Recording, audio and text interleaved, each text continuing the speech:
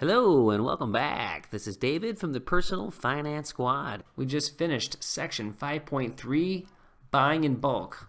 Yes, we're talking about the warehouse clubs of the world for the most part. Is it better to buy from the warehouse club as opposed to the grocery store and a one-on-one apples to apples product comparison? And in most cases, the answer is yes. However, grocery bills are way beyond the warehouse clubs and we need to look deeper. So in fine fashion, as we always do in our chapters, we need to look to the granular level before we make decisions. So that leads us to section 5.4, which is mitigating costs. And this section right here is kind of a throw-in, only to say this, that it needs to be mentioned. This is more of a little sheet to go off of. These are obvious things that you have probably already done in your life. And if you're a student in this case, maybe not so much, but nevertheless, they're always nice to have reminders of things that we need to do. And I can tell you right off the bat, there's people who are better at doing things than other people, and certainly there's people who are way better than me than using coupons. I'm a horrible coupon person, for example. In fact, I never use a coupon. It probably renders me as lazy. Now, I can certainly say that things have not changed with coupons. There's certainly in newspapers, they're on product containers, and certainly online.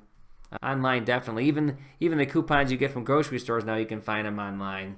There's also Groupon as an online example. There's coupon websites out there that you can join if you want to put the effort in to find ways to save more money. But you have to be willing to be a time consumer more than what a lot of people are willing to do, but there's certainly people out there who can take really clear advantage of it. Another drawback to couponing is the products are not always on the grocery list, or the products are desired is a better way to say it. So let's say there's a certain peanut butter brand. Let's say I like Skippy Natural over Jif Natural. I don't have that in the coupon. I have to get the Jif. Do I want to buy that Jif? I probably don't. But now other people may be willing to say, listen, I get the same type of food for a better price, I'm buying it. And again, that's all based on the individual or the family, right? Certainly if you coupon and you're willing to buy products for those coupons that you have, you're going to save money. So as much as I'm promoting budget in here and keeping money in your pocket, we all have our limits. And always keep this in mind, especially for those who don't have as much money and their budgets relative to income for what they make or what you might be able to afford. Couponing can be a very good value to you. Now, I wrote in here about a cheat sheet. We went ahead of here a little bit, but cheat sheet's another time-consuming thing. But with phones today, you can take pictures or you can use lists. There's all kinds of apps that do things with these days. So this is no different in a sense of saying, listen, like I might have walked into a Costco several times and I've been eyeing a TV for 6 months. And then I walk into a Best Buy or I see something advertised somewhere and I start getting a sense of, you know what, I kind of like this size of TV that has this 1080p with a certain screen. Maybe I want the new ones that are curved or something, and I keep looking, and I start getting a little analysis in my head of kind of what I'm willing to spend and is it falling into my price range. So that's kind of no different than the cheat sheet here of a grocery bill.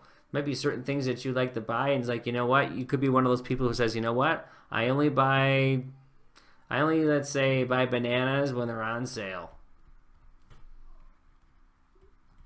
And that makes sense. And now often for bigger purchases in a grocery store, like you get to know things pretty well. You're like for example, I know at Costco, using them again, that I know that they sell in my region ground turkey for $2.58 a pack, and they sell them in 4 1-pound packs.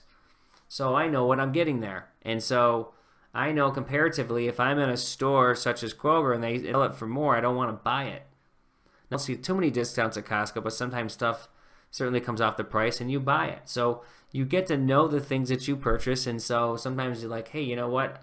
You don't even have to have a cheat sheet. Again, as we talk about over and over again, you get good at doing things in your budget because you do them over and over again. You get good practices.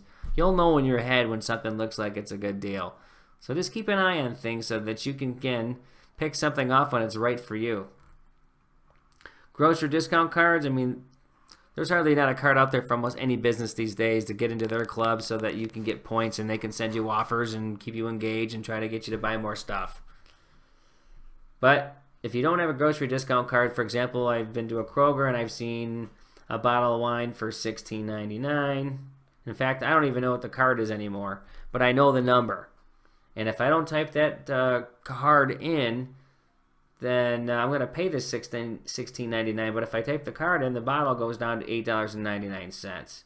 So it's more of a force principle, because if you're in there buying 10, 15, 12 items, whatever it may be, you're going to jump on typically a third of those that have a Kroger price or an Albertsons price or a Piggly Wiggly price that is cheaper because you're into their club. So it's an obvious thing to do, but make sure that you do that, because again, you're going to be giving money away that you shouldn't have to. Okay, so that's actually going to cut this section. It's a pretty short one, and we are going to cruise down here in the next one, building in structure and budget surplus. So in fine fashion, like I said earlier, we're very granular, and we are going to build out a plan for Jasper's budget like we do with all the other items to get it to be a fixed item. So we will see you there.